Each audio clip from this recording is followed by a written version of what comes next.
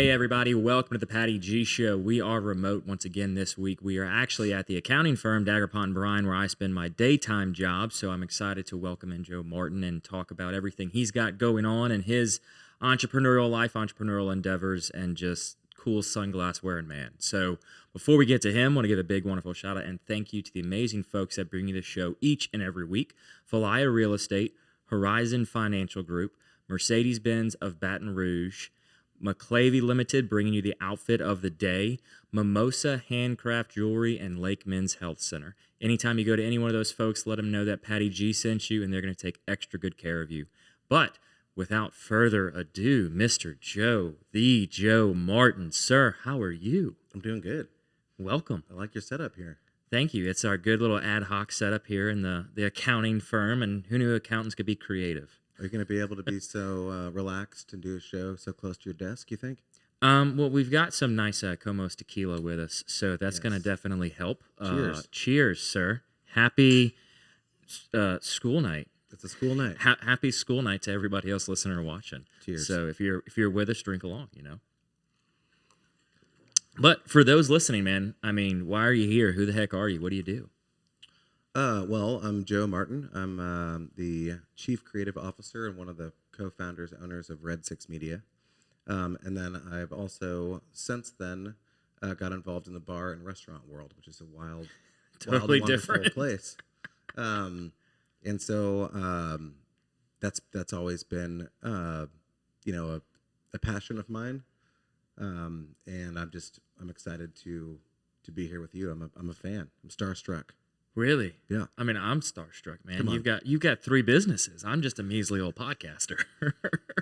I wouldn't say measly. Look at the setup. Oh, It's great in here, and this is your off campus setup. That's right. Yeah, this is our virtual setup. I'm impressed. Our You got travel, man. backlights. I mean, it's looking good in here. Well, good. Thank you so much for that. It means a lot from somebody who owns Red 6 Media. So let's start there. How did you get to opening and taking the training wheels off and becoming an entrepreneur with Red 6? It's probably going to start that I'm not from Louisiana. So I came to... Where are you from, Joe? I'm from Dallas, Texas. And I used to have dreams of being a rock and roll musician.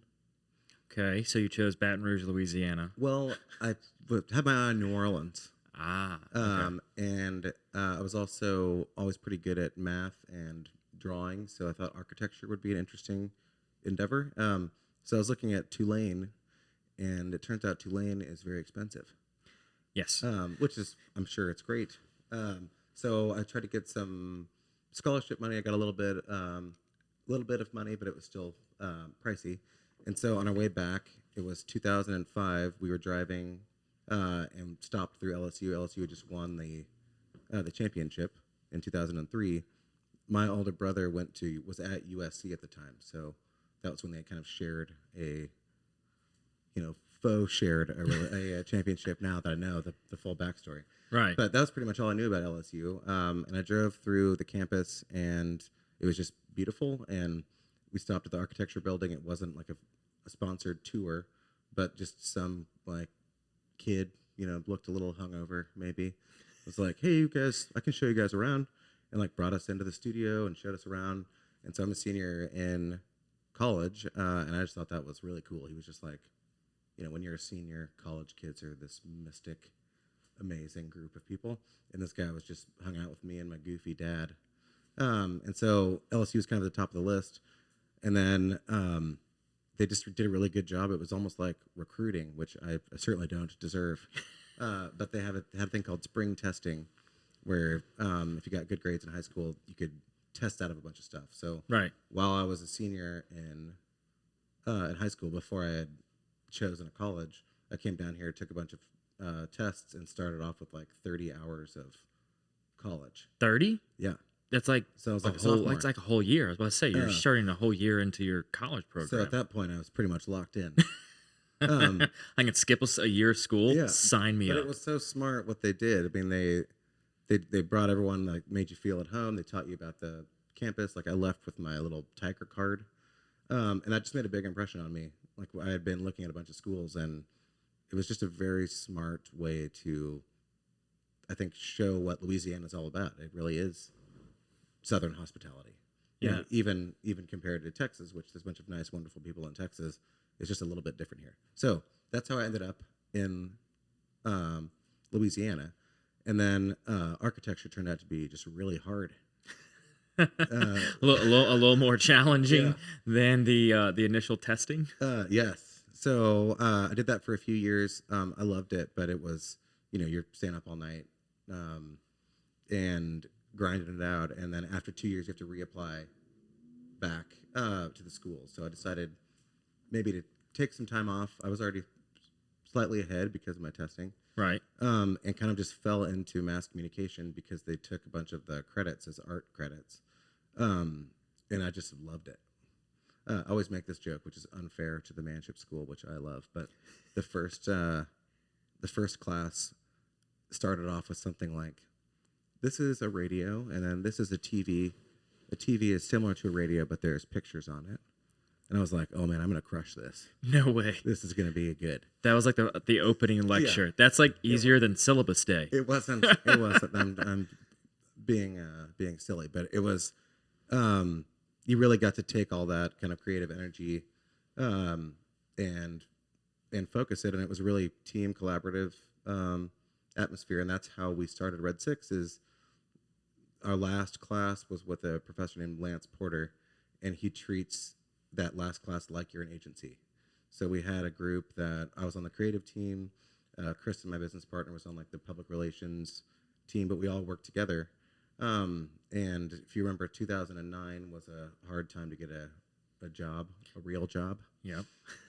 And so I was kind of doing some freelance graphic design work, playing some music, and Kristen invited all of us to Chimes and basically was like, "Why don't we just give this a try?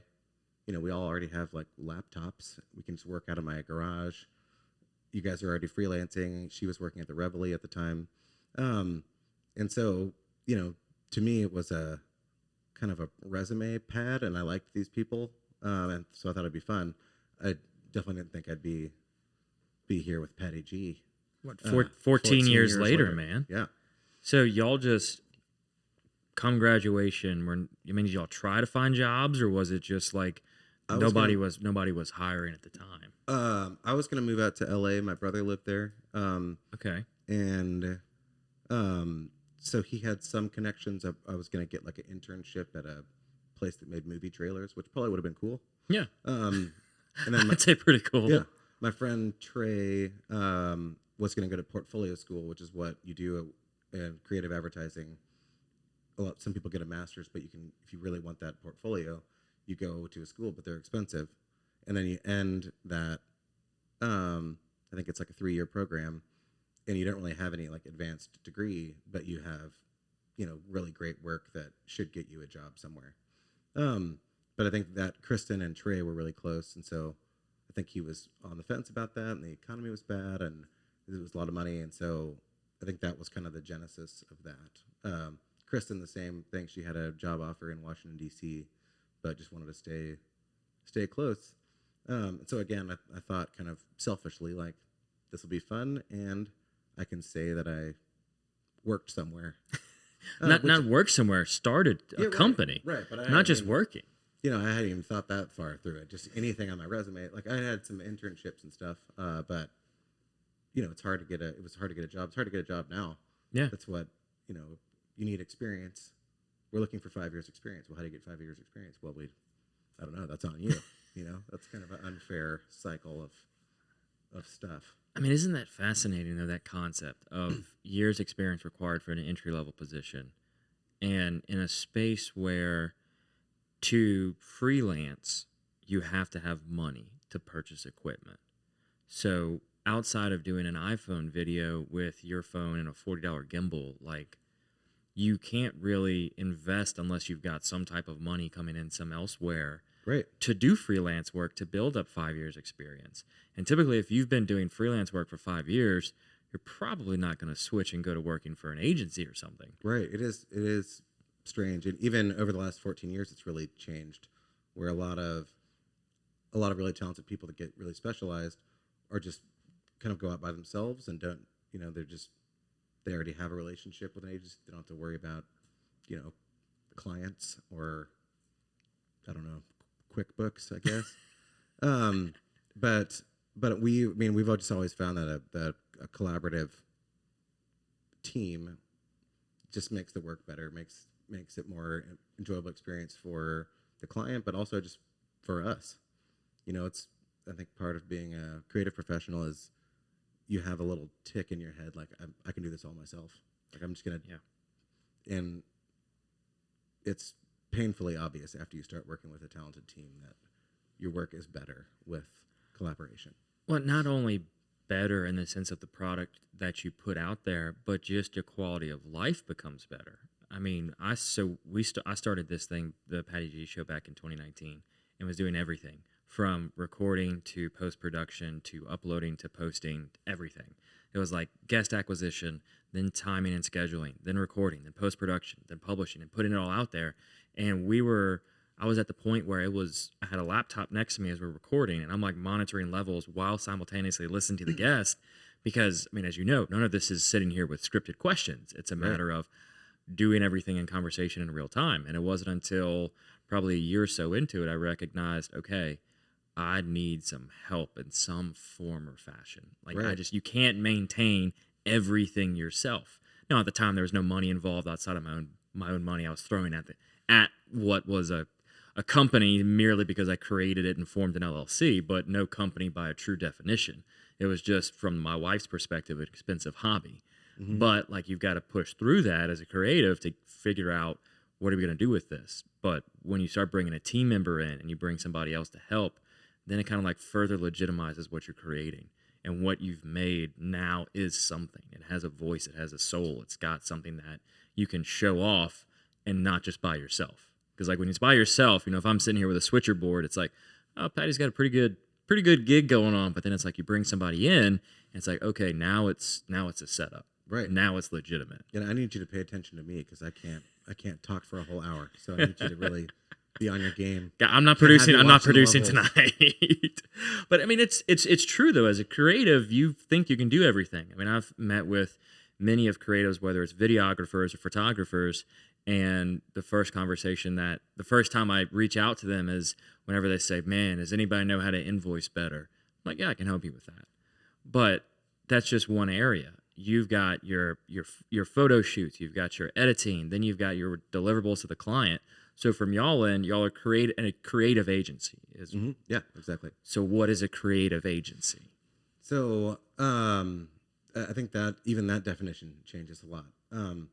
What we would call ourselves now traditionally would be a full service agency, although that can almost have a negative connotation, because you want people that are very specialized in what they do. So what I always tell people is we're an arm of someone else's marketing department, and we come up with ideas that are sharp, foundational, and have what we would call legs in the business. But also now we're working with talented marketing department. So where 10 years ago we would have done everything ourselves, now we're almost consultants. Like, we're teaching you how to use this creative that we've made.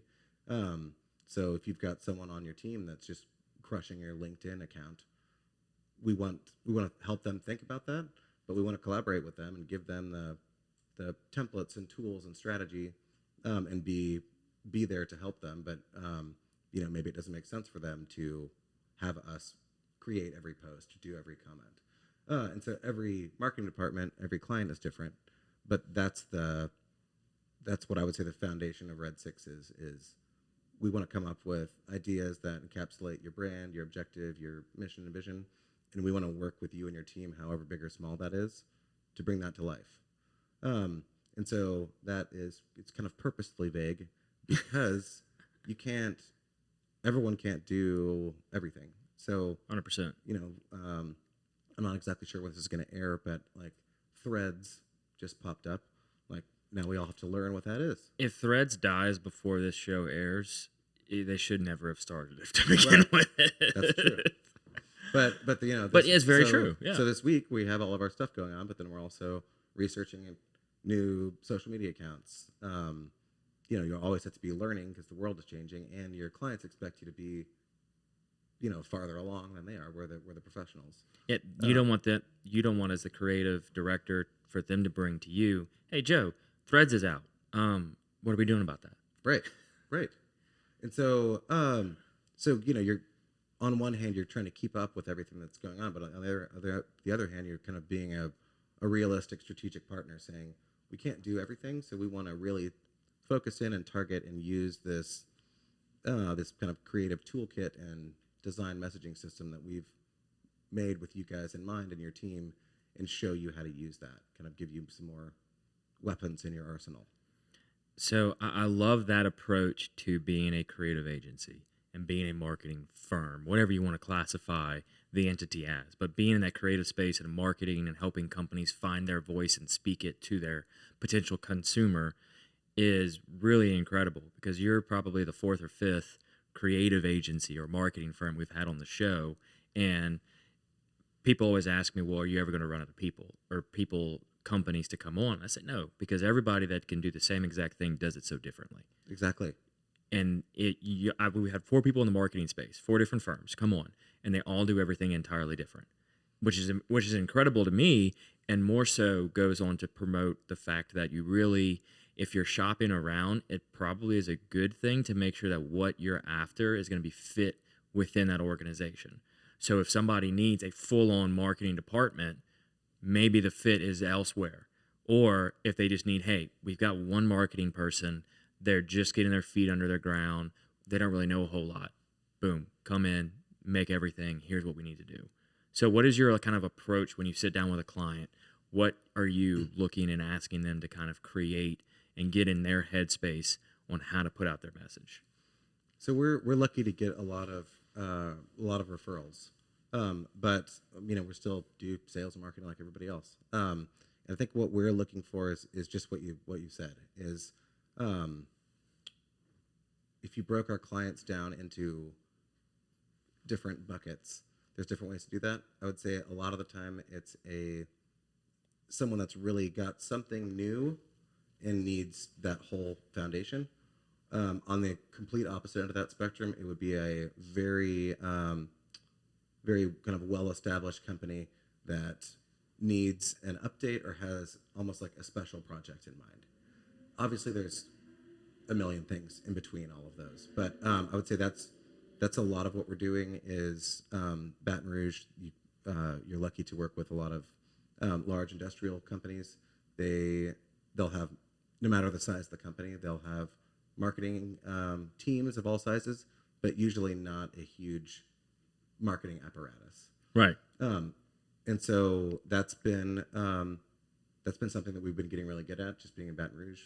We also work with LSU. We work with Keep Louisiana Beautiful, some other nonprofits.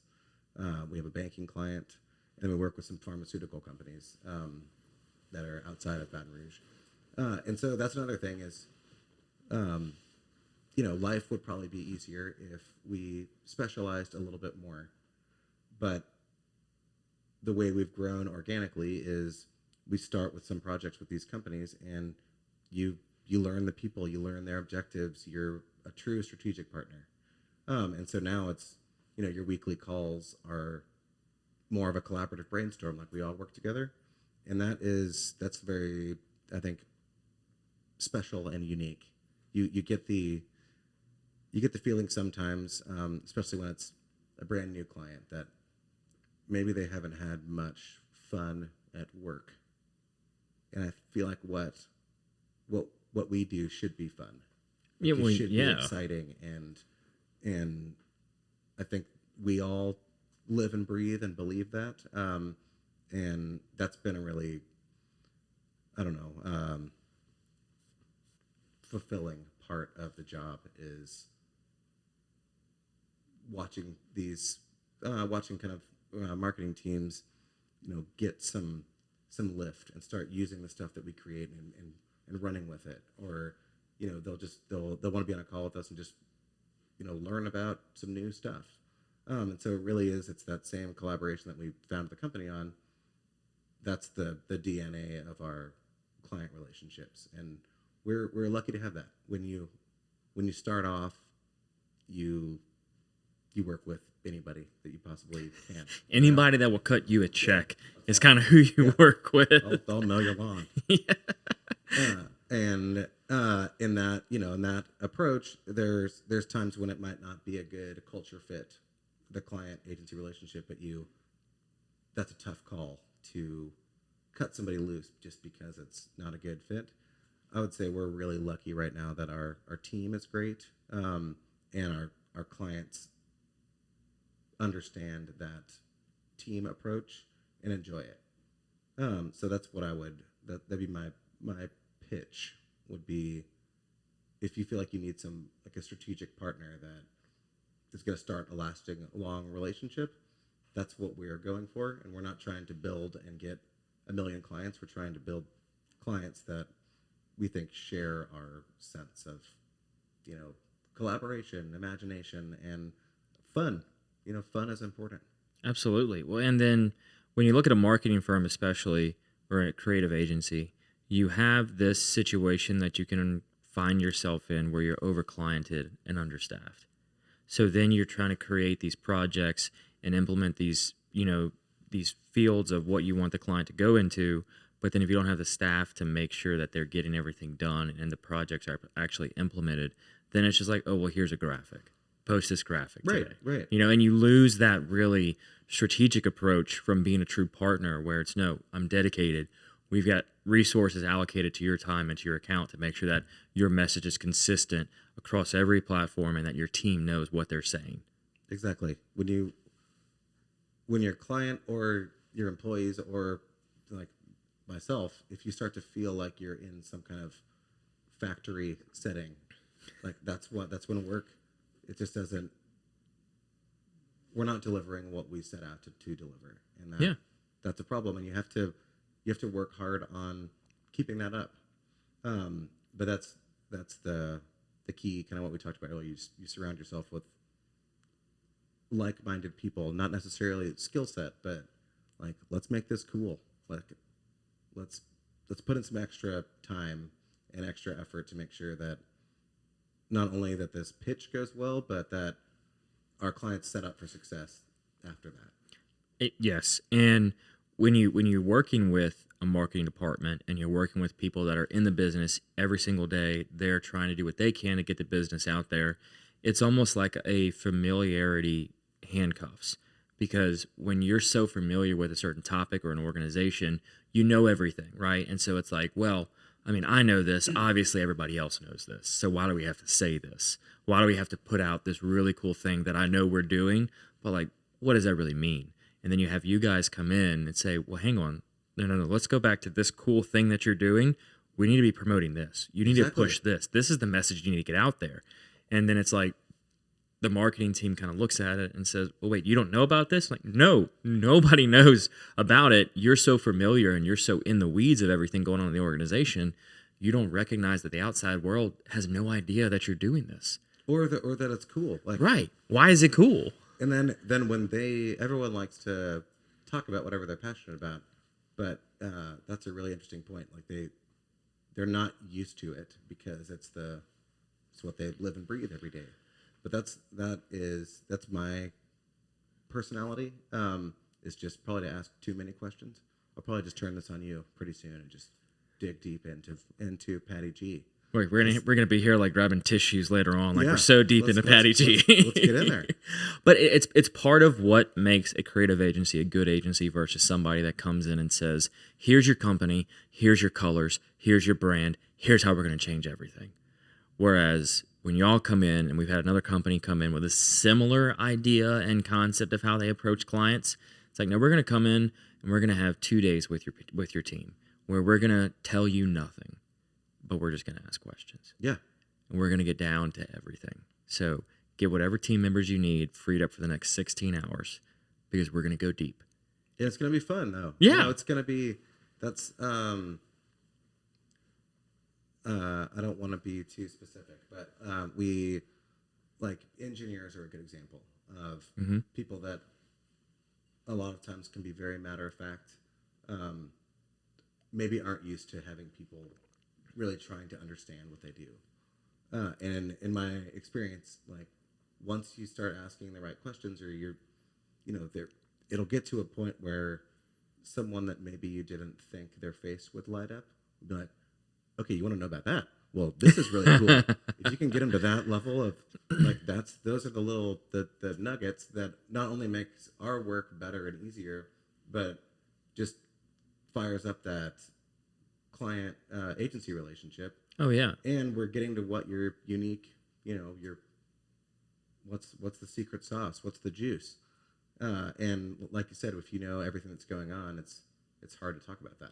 Well, and especially if you spend so much time on a technical level within your organization. I mean, look, not to pick on engineers, but I'm married to one, and my dad and my father-in-law are both engineers. So like I'm surrounded by engineers in my family, and they are like siloed in their work. But then when you start asking them questions about the specifics of what they're doing and like the thought process and the actual engineering behind the engineer, they're like, oh, well, hang on, let me tell you about this. Right. Like, let me tell you how we got here. Like It's always cool. It's always interesting. It's so cool. But they're almost like apologetic. Like, you don't want to hear about that.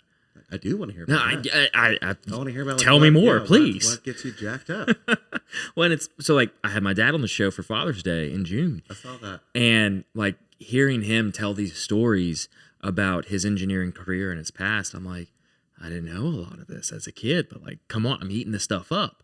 But as a creative agency, you kind of have to have that same starstruck mentality of when you're sitting with a client for the very first time, or even a year in, tell me about your new process. I want to know everything about it. And you have no technical experience of how it works or what it is, but like, tell me what you need to communicate, and then we're going to figure out how to put it in layman's terms and make it attractive. I think that's a good way to think about what my exact job is. If you can field my questions and if we can get on the same page, then me and my team can make something that everyone else can understand and feels like you. Yeah. But we have to get to that point where I can understand it, and I can see what you're excited about. And that, I mean, it's a really cool part of the job, and that's why I really like working with all these different industries. And I hate to stereotype engineers. We can stereotype engineers. It's okay. But just a lot of different industries. My industry is similar. Yours. I'm an accountant. I'm a CPA. Like we're as bland and vanilla as you get. I mean, I wouldn't say that. But what I would say is there are certain kind of personality types or vibes that gravitate towards different industries.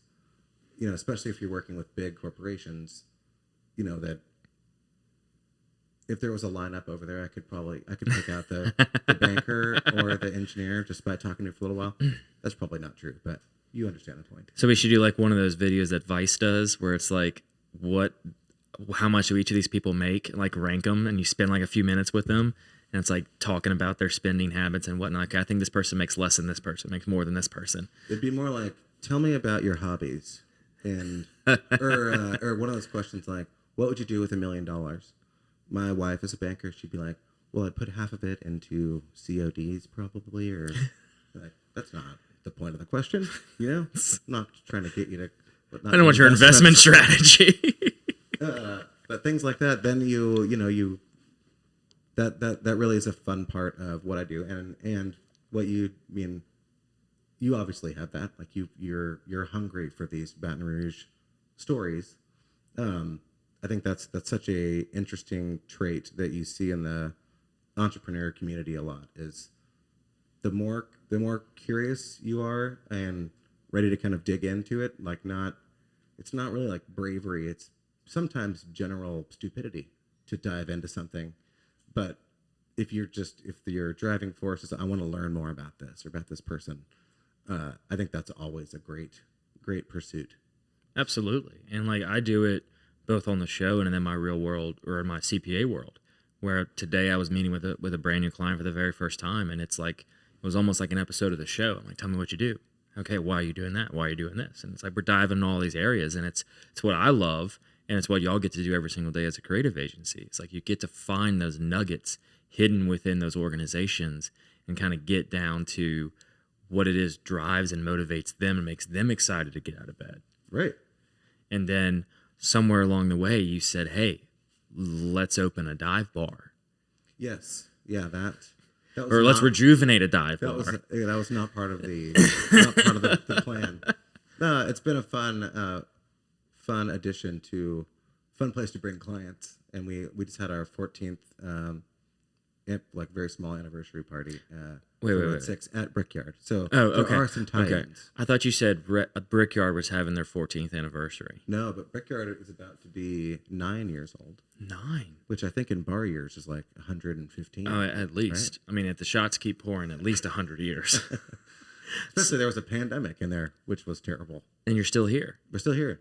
So okay, so let's back up. Let's back up 9 years, and more so, 4 years into your creative agency, you decide to make a pivot, addition, spread out a limb. I mean, what happened, man? No, it's kind of a funny story. So we started in Red 6 started in the business incubator, the LBTC.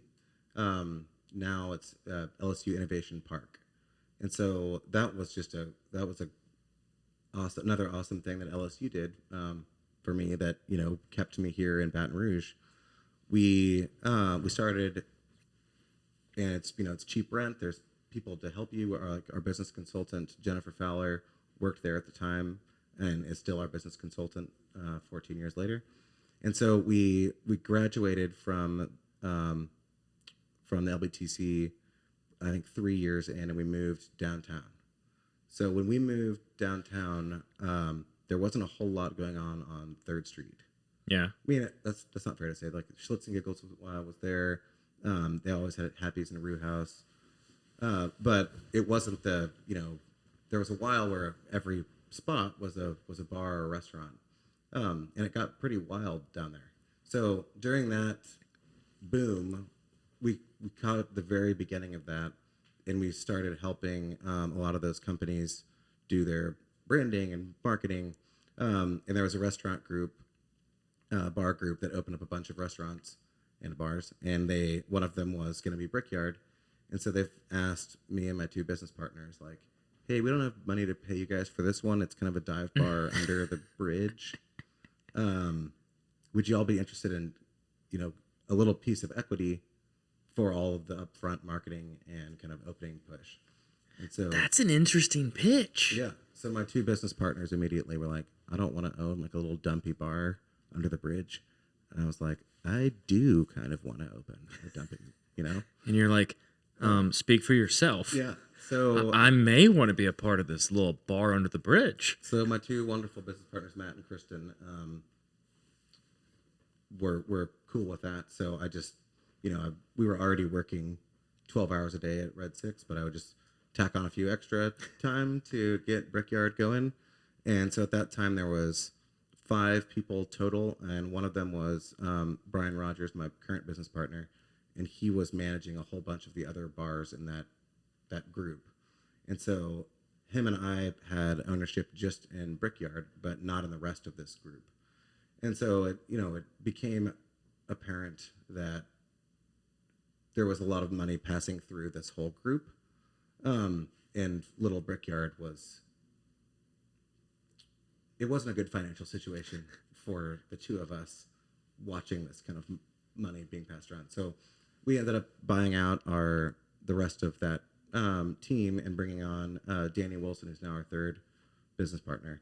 But we're like 27. Like, I don't know how to buy people out of stuff. And so we had to... You don't know the paperwork that's involved with that. Right. We had to figure that out. And then, we're opening up a new bar, but there's not a whole lot of money. Like, obviously, they were getting all the marketing done for free and giving away points. So it's not like it's a very cash flow positive bar right out the get-go. Right. In an isolated little part of town where it's like you really got to draw people here. Right. And so that's another interesting thing. So by the time Brickyard is rolling and we get Danny on board, that's when 3rd Street's really cracking. And so bars are doing good. And then our little area, we would kind of get the musicians and bartenders and artists and people that were working on 3rd Street to come and kind of, we would get the Get away from their Yeah, coworkers. yeah, like the 12:45 at night crowd. Yeah. But that's, Baton Rouge is very unique. Like there's so many talented people here, that you can, having a little hideout full of artists and musicians gets full pretty quickly. So that's always been a passion of mine, is just being around talented, awesome people.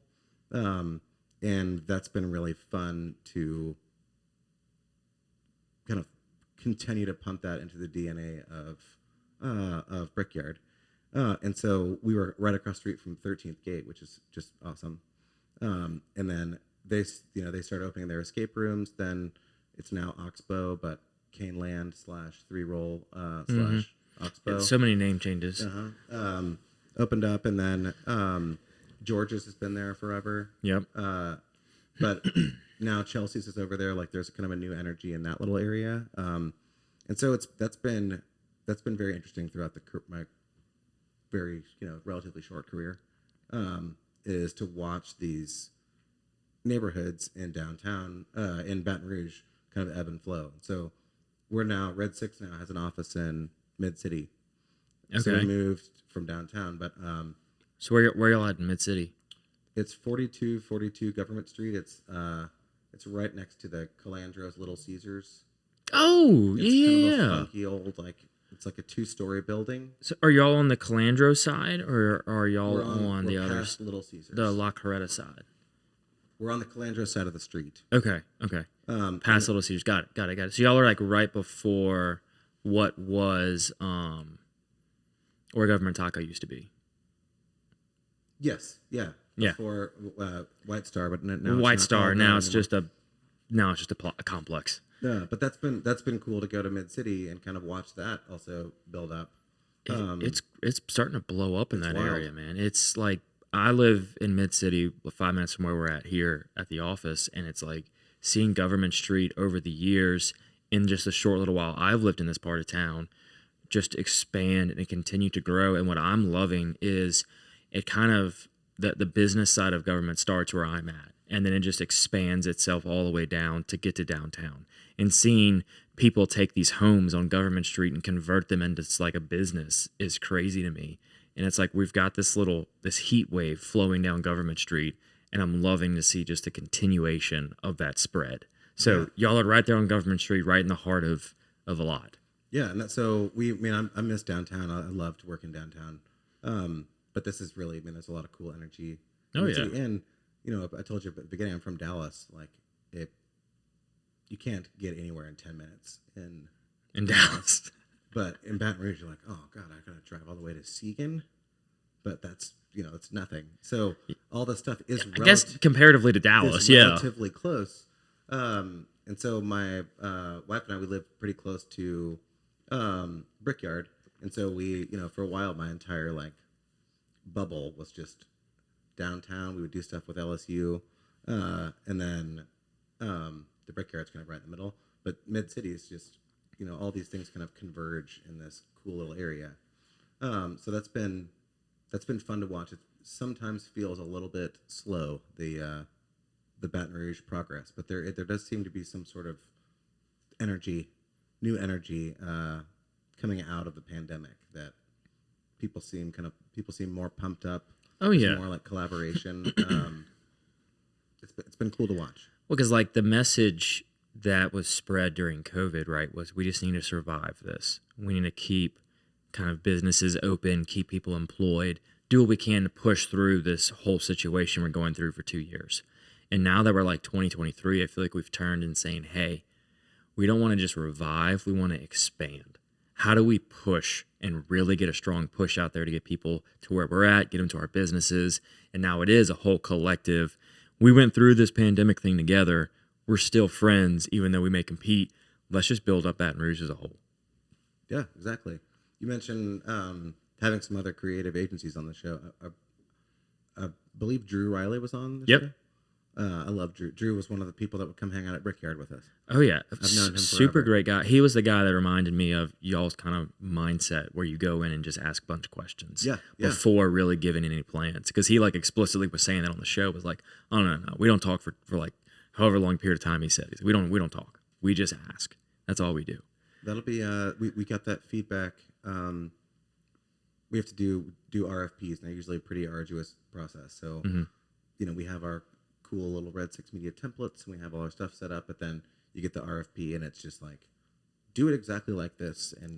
And what you could do is just use the same throwaway stuff, right, and tell them, like, here's the exact plan that we have for you. But what we have to do, sometimes to our detriment, but I think I'm proud of it, is we'll tell them that, we're not going to pitch you ideas until we get to really meet with you and pull that information out. That's our process. Yeah. The ideas are there. Right. We just have to pull them out of you. Right. And just no matter how much like literature you give us at the beginning, we want to go through our discovery process because it's tried and true. And if you need someone to just throw a quick website up, we're probably not a good company. Like, I need something next 2 weeks, because the way that we have our stuff set up, we're not just going to start with a website. We can get that website up and done quickly, but we're going to start with, who are you? What are your full objectives outside of the website? Why do you think you want this type of thing? And what about these other venues? And so we've gotten that feedback before, that, if we are up against 4 agencies and 3 of them are telling them, here's exactly what we need you to do, and one of them is saying, like, we're not ready to tell you what you're going to do yet, but we're really excited, and here's our process, and here's the work that we've done previously, and this is exactly how we're going to work through this relationship. Some people love that and come back and say, like, this is great, like, this is what we want. Some people are like, you guys are, playing hide the ball with us. Yeah, y'all are nuts. We're not going to do business with you. And so I'm proud of that. I think that's a gamble, to not just give people exactly what they ask for without going through what I know to be a smart way for us to do our work, which is really, really get to know you. Well, and it's tried and true, right? We're 14 years into this. Yeah. And what I find so intriguing is kind of now sitting here and actually having conversations with you, but being a patron of Brickyard, and seeing how the trust dinners play into that framework of yours. Oh, well, yeah. What a fun tie-in. Like, it now makes complete sense. I'm like, oh, well, now I'm sitting here thinking, like, he says, oh, no, we're not going to tell you. We're just going to pull some information out of you, and then you're going to get whatever we're going to give you. That plays into the trust, which is the first time I'd ever really been turned on a Brickyard, was through a trust dinner. Oh, great. And I was like, because remember, I've got an 18-month-old. I don't get out very much. Yep. But going out, I was like, oh, yeah, like I said, honey, I was like, I got to go to Brickyard South. She's like, what is that? I was like, it's a bar with good food. Yeah, that's perfect. You should be in marketing. I was like, that's what it is. Yeah, it's a bar with really good food. And she's like, where are you going? I said, well, I'm going to something called like a trust dinner. I pick some random things on a menu but have no relation to food, and then I'm served food. That's it. I mean, we'll ask if you have an allergy or something. Yeah, but that's it. Yeah, and I love that, because that is, as you eat out a lot more and as you experiment and go to different restaurants, at least for me, I don't like to fall into the habit of same ordering on a menu. I don't like to get the same thing every time I'm at a restaurant. So I've gotten to the point now, and I'm sure managers and owners, whatnot, can hate me, whatever. I'll be like, tell the chef to cook me whatever. 9 times out of 10, it's the special of the night, which is fine.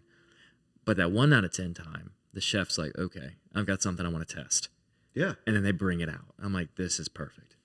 I have no, explain to me what this is so I can know and until you give you my feedback. So I love that component of not knowing what you're getting and just kind of being served whatever's going to be served. So I love what y'all are doing. How did you come up with this? So that is, I like that you tied that into our Red 6 RFP discovery process. Very professional podcast work.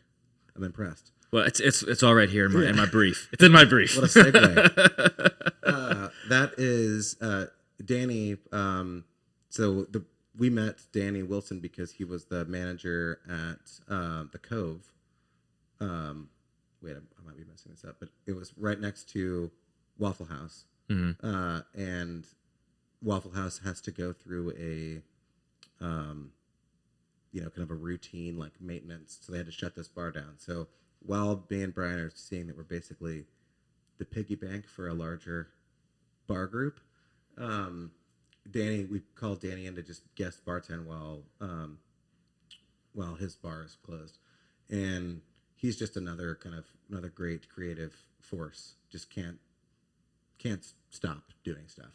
So he'll be, you'll go in there at 3 in the morning, and he's like painting the walls and putting up new boards because this board was messed up. So and his background is a chef, and so for a while we would have kind of food competitions at Brickyard because we couldn't legally serve food. So we would have the guys from Eat the Boot or Jada Cody or Franz would come and like judge a wing competition or a burger competition, and we kind of use that as like a teaser that we're going to try to move towards getting more food, serving food. So our workaround was that we bought a food truck. So now we have a licensed food truck at Brickyard that we can serve food out of. That's a separate business. And then we have to have all these different permits and things for that.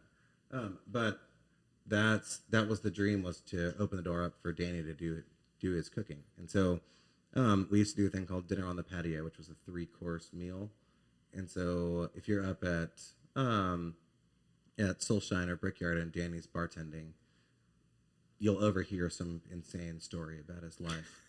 And so I just started to record some of those down, and then whatever his menu would be, I would kind of weave that into a weird story about how he like got arrested at the border, or they're cheeky, but also like you get to know the chef a little bit. What he had always wanted to do was just a blind tasting menu. So it's kind of the chef dream, is like just show up, eat whatever I want. Like be served whatever and eat whatever. And that's how he shops and cooks. So even at Soulshine, we've got our set menu, but there'll be something, whether Brian and I like it or not, there'll be something off menu that day that'll be delicious. But it's almost more of a creative outlet. And so those trust dinners, that was his idea, was to have the kind of trust the chef. And so my only kind of creative involvement was just what's the system of how you choose the things, and like what does the branding and stuff look like.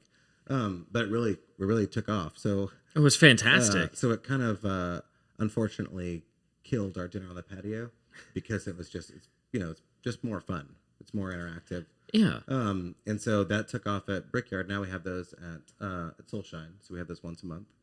And it's been really fun. You get to meet a lot of people that might not be certainly not a normal Brickyard crowd, but even at Soulshine, it's hard to get people to go to campus. Yeah. But then they see the restaurant, they see the stuff, and you get to know the company. Like that's a unique thing to have a dive bar or a small college restaurant bar that's throwing kind of wacky pop-up dinners. Well, and it's not like low quality, low end dinners either. Like it is phenomenal cuisine. Yeah, right. Like it's not just go down to Brickyard and get some hot dogs and hamburger. Like, and it's like, no, like this is some genuine cuisine. They've spent time crafting and creating this menu and selecting these items.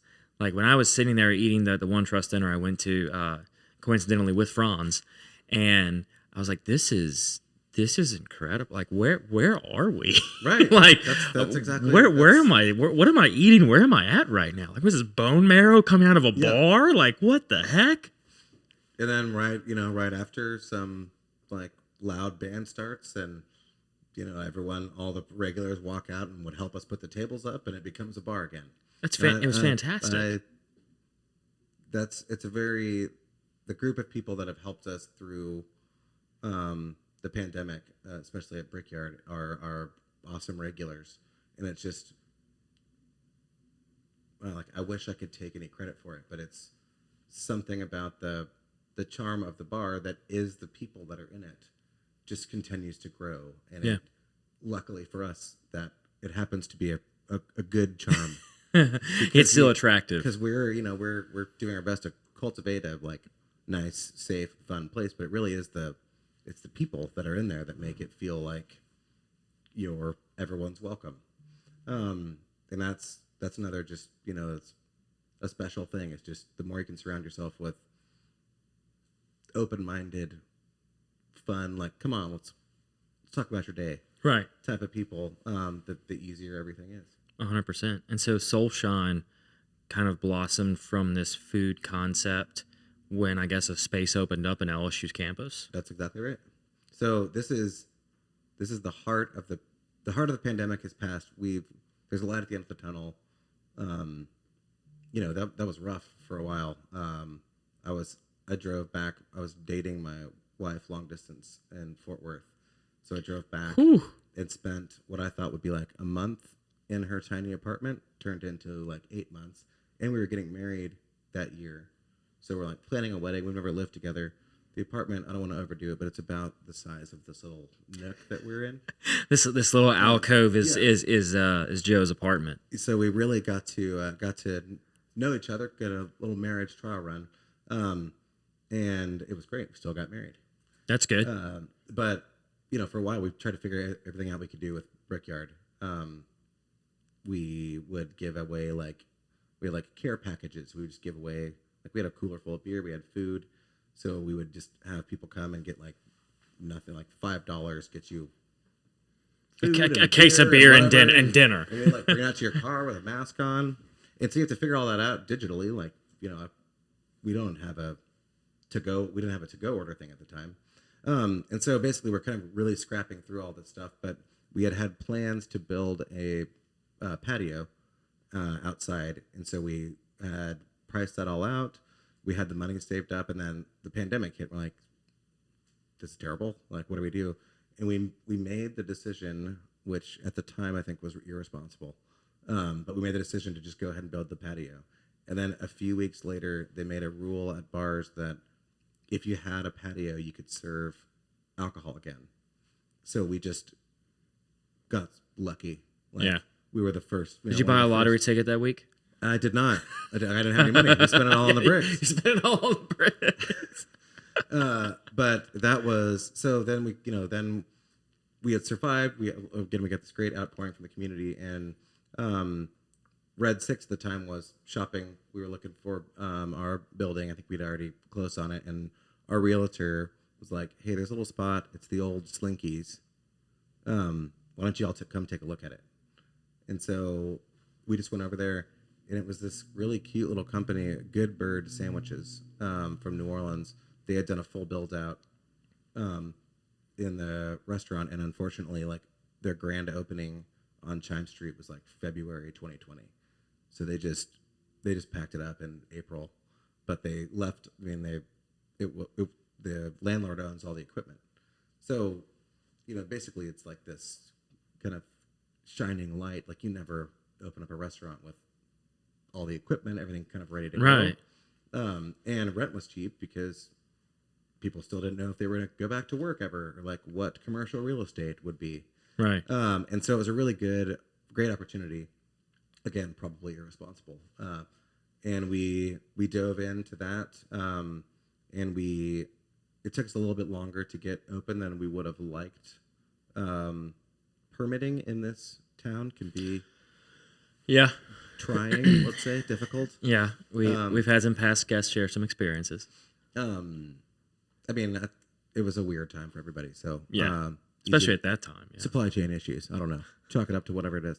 But we made it through that and had our grand opening, and so that was last summer, and then we had a good season.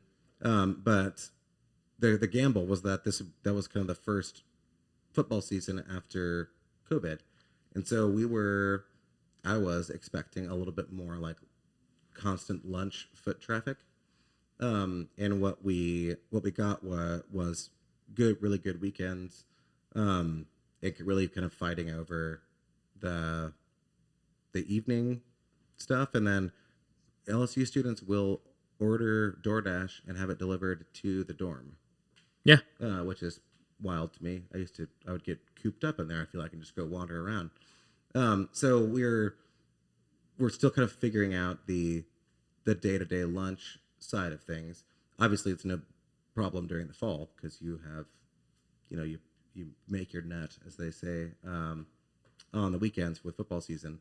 But we got that open, had a great grand opening, and then it's a startup. Yeah, it's still a brand new restaurant. And at Dive Bar, you can sit on a bunch of beer for a long time. Yeah, you can't like staff and run a restaurant for a long time. Yeah. So we're working that out. So we had to make the tough decision to close for the summer.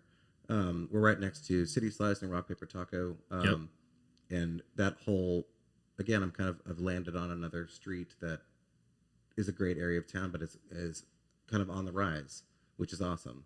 And so we're working closely with all these other business owners to start to not, think of it not as a competition, but if we just get people to come down to this street, that's a win for everybody. So yeah, we all offer something different. Has just opened, and that's the weird thing in bar and restaurant world is if you can get 5 people in there, then that'll turn into 25 people.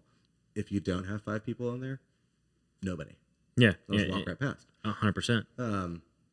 So without just paying your friends to sit in there all the time, it's a fun marketing challenge, but a difficult one. Just maybe because we're busy and we have these other things going on. But it's really, again, we've got a lot of great community support, and hopefully by airtime, we're shooting for mid-August. So mid-August, okay. So if you're watching this on the internet, hopefully very soon for you, right? Very, very, very soon. Let me see. What is it? Very soon, if not now. If not now. If not, well, also these shows live in perpetuity. Oh, right. So whenever you're listening to this, just check out, see if Soulshine's open. Could have been 7 years ago, and we're doing great. Yeah. But these events and pop-up dinners have been not only just fun for us, like me and my wife go and work, and I'm not classically trained front of the house guy, but we watch a lot of Top Chef. Of course, yeah, that's all the training you need, right?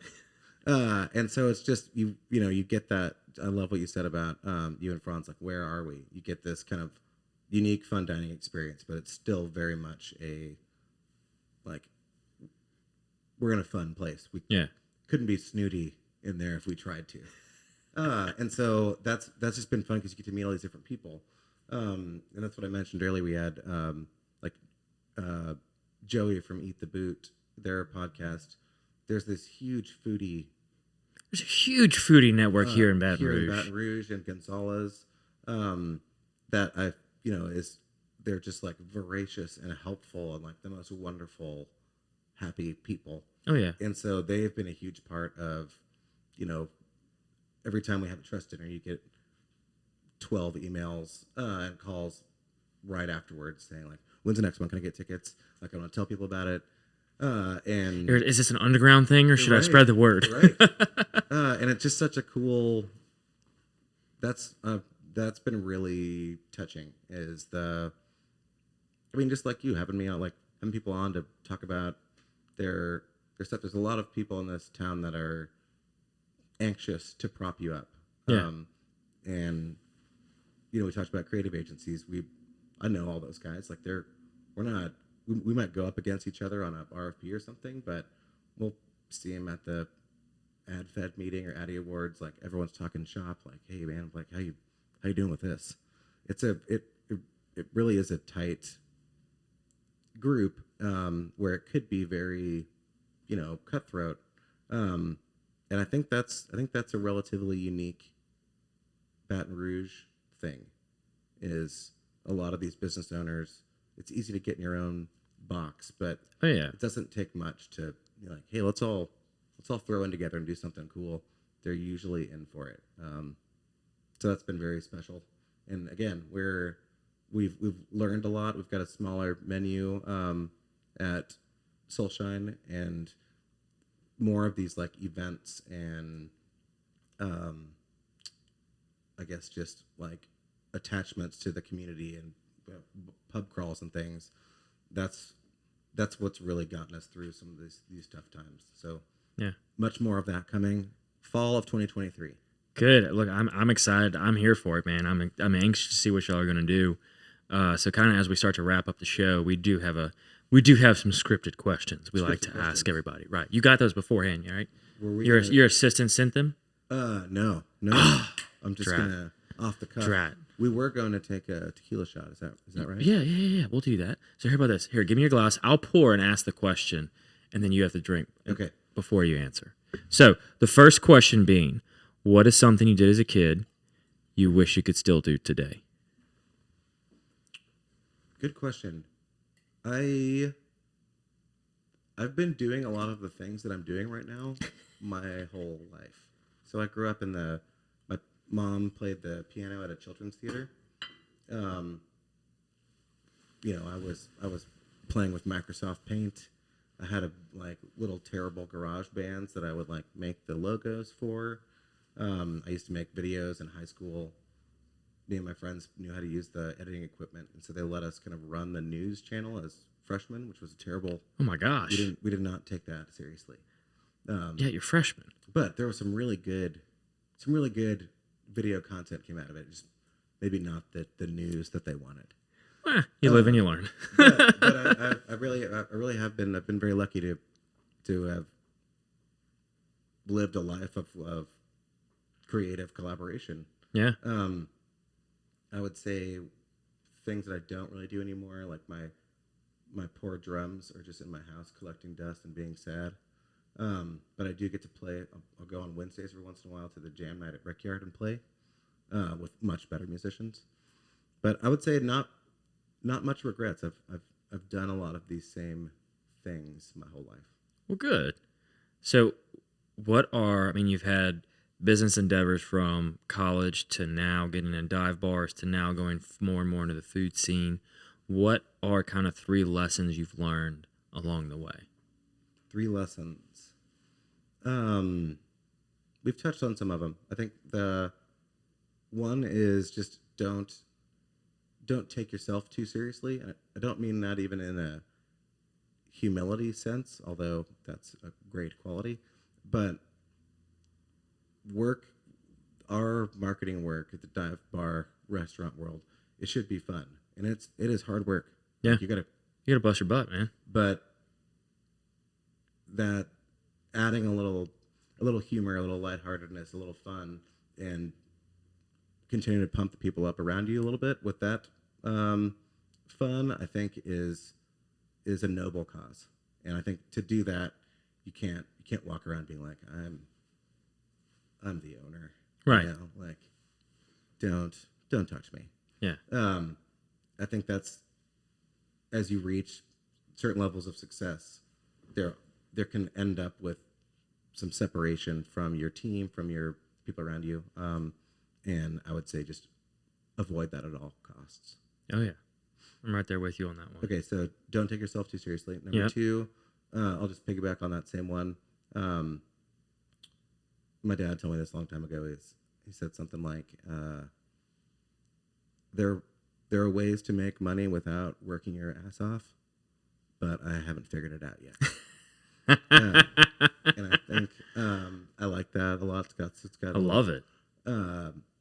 That hits home for me. Is find something that's super cliche, but I'm really lucky. Like I get to do what I like to do, and it's challenging, but I'm working my butt off. Yeah. But I like it. You're making things happen too. So I've learned that is true. There probably are people that have solved that mystery of making a living just without doing very much. Yeah. I have not figured that out, but nor do I really need to or want to. Right. And if you do, just shoot me a text. Yeah. Well, yeah, you'll be my first call. I don't know. Number 3, I'll just go back to the fun. Never stop having fun or prioritizing fun. Fun with the people around you, fun with your clients, with your customers, whatever that means to you, to have fun. Keep flexing that muscle as much as you can. I'll salute to that, man. Absolutely. Cheers. Cheers. So, what is something I can do to help you? Man, honestly, like you're doing it. Like I'm not even here to like plug anything. I'm like I said, I'm a fan. I think I've planted some flags in this city, and I believe in it. I love it. I love the people, and it's people like you that are telling these stories and bringing people together. Just keep doing what you're doing. Well, I'll do what I can to keep blowing some wind through your flags. Yeah, I would love that. But further, the final question, man, is what is something you love about Baton Rouge? That's it. There's a team mentality. Whether we're all rooting for the same team, Louisiana obviously has its problems for sure. But I would say that that's something that's always struck me as one. I've never seen so many people passionate about the party side of things. That's not to say just the drinking, just passionate people. Right. Yeah, we're gonna get together for the Super Bowl, and it's gonna be a wild Super Bowl. Party. Like this is gonna be well thought out. And I think that unfolds out to the community, all the festivals, all the pieces. Baton Rouge doesn't have that New Orleans tourism drive, but it certainly has that current of we're all in it together to have a good time. And I think that is very special. And then again, just Baton Rouge has been good to me, and it's because of the people that I've met have just, once you get to know them, you find out what they're passionate about, like we've been saying. Yeah. Everyone, a rising tide raises all ships. Everyone's pumping each other up. And I do feel like that is somewhat unique and special. Absolutely. And I see it through this show. Everybody here is just like helping people in the best way they can, and I love that. So thank you, man, for coming on the show. Oh, man, it was a blast. I appreciate your time and appreciate you kind of working with us, and thank you for turning me on to another little drink. I don't normally do Topo Chicos and tequila, but now the ranch water. Now I am. Well, I do ranch water, but we didn't have any simple syrup or any of that agave and lime, but just plain tequila and you sent me Topo a text Chicos was good. Your text said, "Which drink do you favor?" And I was like, "That's a really cool text. I'm gonna send someone that." And my answer is tequila. I love it, man. It's great. We had this Como Tequila from a tequila tasting we did for Cinco de Mayo this year with Mestizo and Modesto, and those guys are a blast. Yeah. So I'm glad to bring this bottle back out and enjoy it some more. It's just as good as I remember. Well, what a treat. Absolutely. Well, thank you, man, for coming on. I appreciate your time. And I appreciate everybody else, whether you're watching or listening to the show. Look, if you're, whatever time this is, check out Soulshine, check out Brickyard South, and just check out Red 6 Media. Let them know the Patty G Show sent you, and they're going to take great care of you. And do absolutely sign up for the Trust Dinners whenever you're able to figure that out and see those promotions going. You're never going to regret it. So thank you all so very much for listening or watching, whatever form of content you're consuming us on. And thank you so very much for the proud sponsors that bring you this show each and every week. Hear a little bit more about them right now. Welcome to the brand new Falaya mobile app. We took all the same tech that's helped hundreds of people sell their homes themselves and packed it into an easy-to-use app for your phone. When you download the Falaya mobile app on either the Apple or Android App Store, you'll immediately be able to see the power of this game-changing tool. From the seller's dashboard, you can navigate to all the information that you need.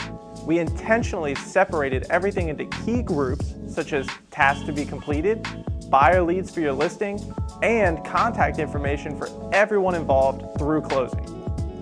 When you get an offer on your property, you can simply review and respond all within the app. No matter where you are in the world, you'll be able to monitor everything that's going on with your property from listed to sold.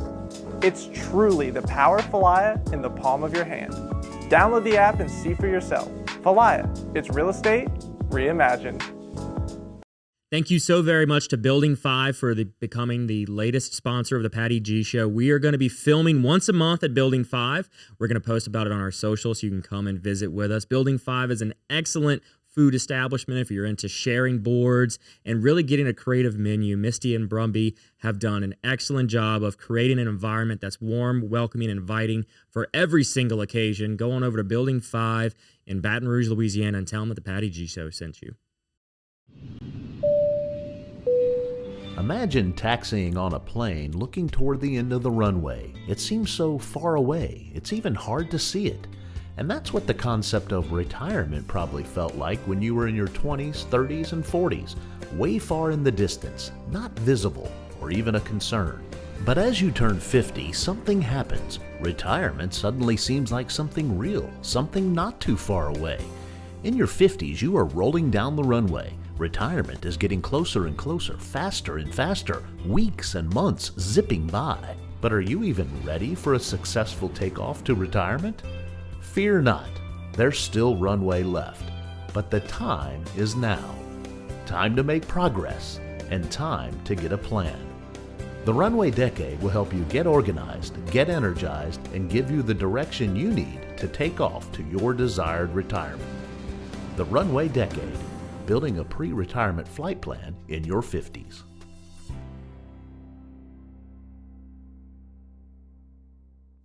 Thank you to Mercedes-Benz of Baton Rouge for making this show possible. Nick Pentis is a past guest. We love having him on. Listening to him talk about the culture they have over at Mercedes-Benz of Baton Rouge is really an incredible thing to hear. How they treat not only their employees, but every customer that walks through the door. You are more than just a number to them. They're going to give you that white glove concierge service every step of the way. They're going to make you feel like family and take what can be a stressful time in people's life, shopping for a car. They're going to make it so enjoyable and so pleasurable. You're going to want to go back there time and time again for every new vehicle. Thank you so very much for Mercedes-Benz of making this show possible. Thank you to our wonderful sponsor, Lake Men's Health Center with Our Lady of the Lake Physicians Group. Guys, I know it's tough to get out and go to the doctor. I know it's challenging to find time in our busy days, but I promise you, signing up to be a part of this group with Dr. Curtis Chastain and Dr. Tyler Boudreau, you won't regret it for several reasons, but most of those being the fact of the time it saves, where you're able to get in on the same day, get that appointment done, and spend that time you need to talk with them about what your health goals and concerns are, as well as ensuring that the financial investments you have, you will be able to live out and see those come to fruition. So if you're an investing guy, you know all about and planning for the future and investing in the future. There's no other more important thing to invest in than your health. Make sure you go check them out, Our Lady of the Lake Physicians Group Men's Health Center, and tell them Patty G sent you. McLavy's Limited, a proud sponsor of the Patty G Show, has been serving the Baton Rouge area proudly for 40-plus years. Gentlemen and ladies, if you're shopping for your man, there is no other place in the Baton Rouge area to get your clothing, whether it's game day needs, everyday needs, business attire, formal attire, whatever you want. Go over there, see Frank and Ashley. It's a father-daughter duo. They do incredible things in their store. They will outfit you from as simply a shirt that you need for one evening or all the way to a full wardrobe overhaul. They're going to take care of you every step of the way, and be sure and let them know that Patty G Show sent you. The Patty G Show is proudly brought to you by Mimosa Handcrafted Jewelry. Mimosa Handcrafted Jewelry is a local business right here in Baton Rouge, Louisiana. They create handcrafted jewelry for everyday use, that special occasion, whatever it may be. Gentlemen, they've got amazing jewelry both for male and female. Everyone is their audience. You know, after years of experimenting with everything from ceramic jewelry, glass beads, and enamel, they've settled in on the ancient art of lost wax casting. Is their main form of creating their work. They cast everything in bronze, sterling silver, and 14-karat gold. Every step of the way is done here right in Baton Rouge, Louisiana. Proud sponsors of the Patty G Show. Mimosa Handcrafted Jewelers. Get out there and tell them that Patty G sent you, and they're going to take great care of you on your next order. Don't wanna complicate ya.